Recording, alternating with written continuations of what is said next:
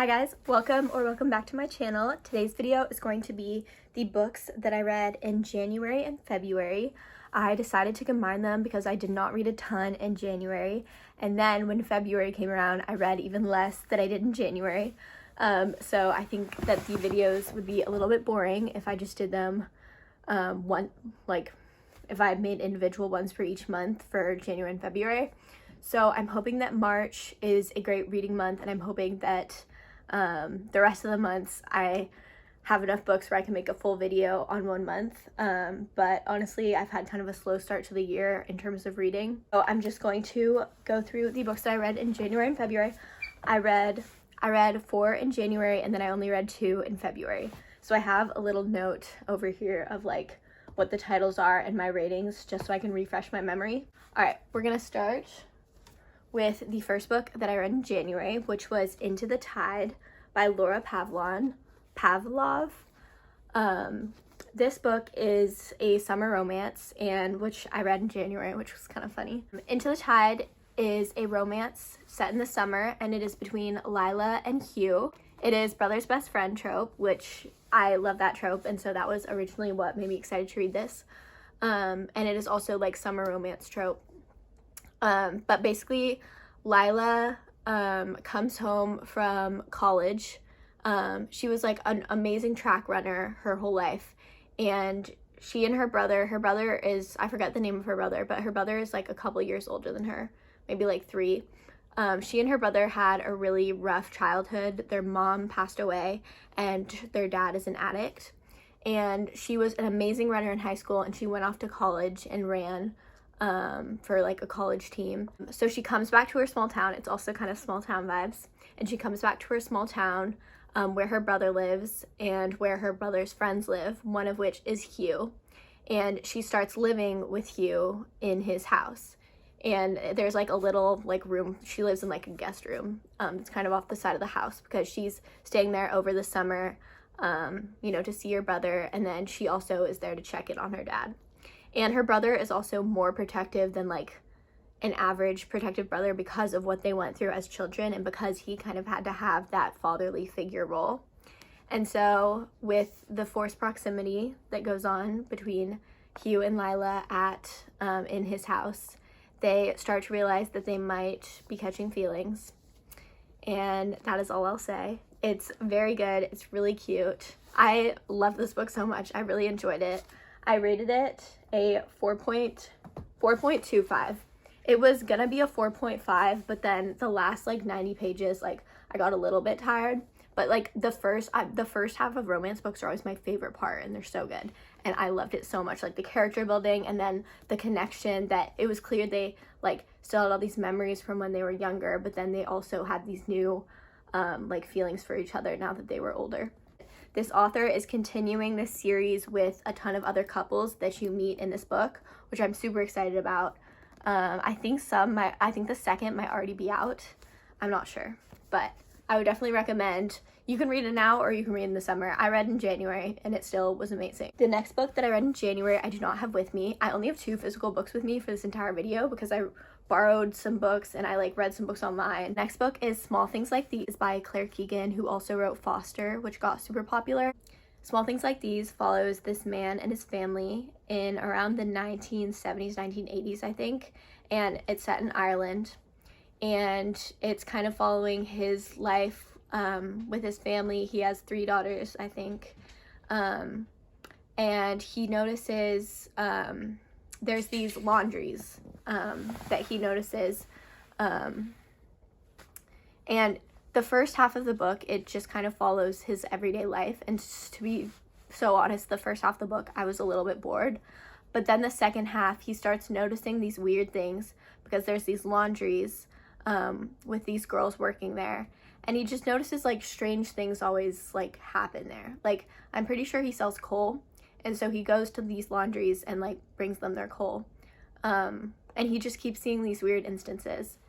And so if you have heard about the Magdalen laundries that took place in Ireland, then you probably know what this book is a little bit about. But it was heartbreaking and heartwarming at the same time. I've really liked this book.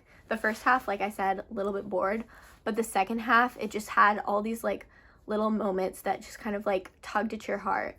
And I highlighted a ton, or I borrowed the book from a friend, so I would like take pictures on my phone of pages and then highlight it in my phone. But it was really heartwarming. The ending, it was a happy ending, but it is a sad topic. Like, if you think that you might not want to read this book because of the topic, like, search up trigger warnings. It doesn't get too in-depth or anything, but it is like based on these true events that happened in Ireland. But I really, really liked it. Claire Keegan never disappoints. I wrote on my notes app that I rated it 4.25, but I might have upped that to 4.5. So I'm not sure, but it was 4+ stars. So I read 12 Angry Men in January. I read this for school. I saw the movie in 8th grade, so I'd already kind of like, or maybe 7th grade, I don't know, but I've seen the movie, so I kind of already knew the plot line. I don't really have much to say about it. I rated it 3.5 stars. If you don't know the plot, it basically just follows this jury of 12 men, and 11 out of the men are like, it's following this case of a boy who is accused of murdering his father, and 11 out of the 12 jurors are positive that he's guilty, and this one juror is saying not guilty. And so it's kind of just, it's a really quick read. It was like 30 pages or something, but it's a play, and it's just about, it kind of just talks about like, it like hints at the flaws of the jury system during this time, and it's a good thing to like read in school or something, because it's good for like discussion. And the last book that I read in January was The Kissing Booth. I'm sure y'all have either read this book or watched the movie, but if you haven't, The Kissing Booth is between Elle and Noah, and it is best friend's brother. So Elle and Lee are best friends, like they have the same birthday, they've grown up together, they're best friends. And Lee's older brother is Noah, who Elle's always kind of had a crush on, but she's like a junior in high school, and she starts to like hang out with him more, just like on accident, like she bumps into him more, I guess. And then they realize that the feelings are mutual. And then she has to figure out how she's gonna tell Lee, who's her best friend, who like didn't want her dating Noah. Which I really liked the movies. I liked all 3 movies. The first was good. It's like cute. It's kind of corny. And I thought I'd like the book, but I really didn't. I rated it a 2.25. But that is the last book that I read in January. Now we are on to February. I read 2 books in February. The first being Crying in H Mart. This is by Michelle Zauner, who, if you don't know, she is the lead singer of the band Japanese Breakfast. And it's a memoir. I'm sure y'all have heard of it. It gained a lot of popularity, the book. And I didn't rate this one just because it felt like, I don't know. I know I've rated other memoirs in the past, but I don't know. I didn't feel comfortable rating this one for some reason. Because also, it wasn't my favorite, like, just because it took me a while to read, and it's like, I don't know. It wasn't like my favorite memoir that I've read, but I like learned a lot of, like, I think it was valuable that I read it. There's all these descriptions of cooking, which I love. And I guess I should probably explain what the book's about, huh? Basically, the memoir follows Michelle and her mom's relationship. Her mother died of cancer. And so it kind of goes from before her mother got cancer to after her mother's passed away from cancer, to when Michelle is grieving. And so it's kind of chronological order. And it was really well written, and I loved all like the food. Like, she talks about food in such a beautiful way, and like she demonstrates perfectly how food can like demonstrate love so much. Like, she had all these traditions with her mother in terms of food, and so then when she's grieving, she cooks all these foods that her mother used to make for her, and that's like a really good way that she can cope with her grief.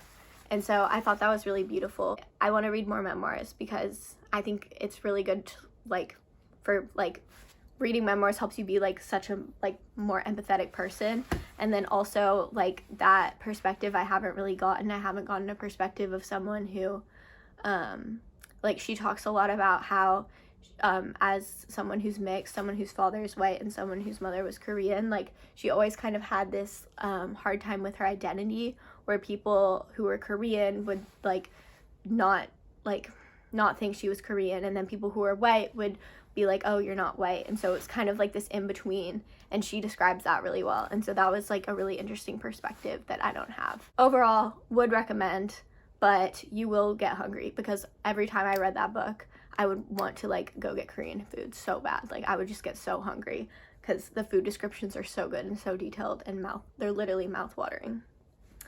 All right, and then the last book that I read in February was Letters to a Young Poet by Rainer Maria Rilke. I don't know if it's like Reich or Rilke, but I'm just saying Rilke.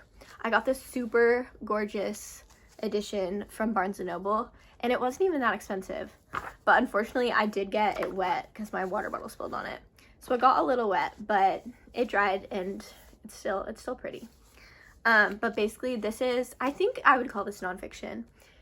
Basically, Rainer Maria Rilke was this poet in the early 1900s, and he wrote 10 letters to this soldier, I think, or maybe student.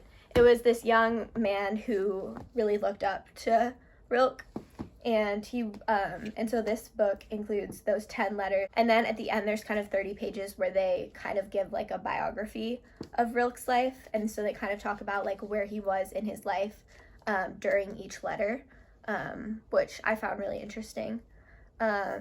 And it's very dense, I think is the right word. It's like, he's clearly a very intelligent man, and so he writes like intelligent, if that makes sense. But I really liked it. I also have not like rated this, just because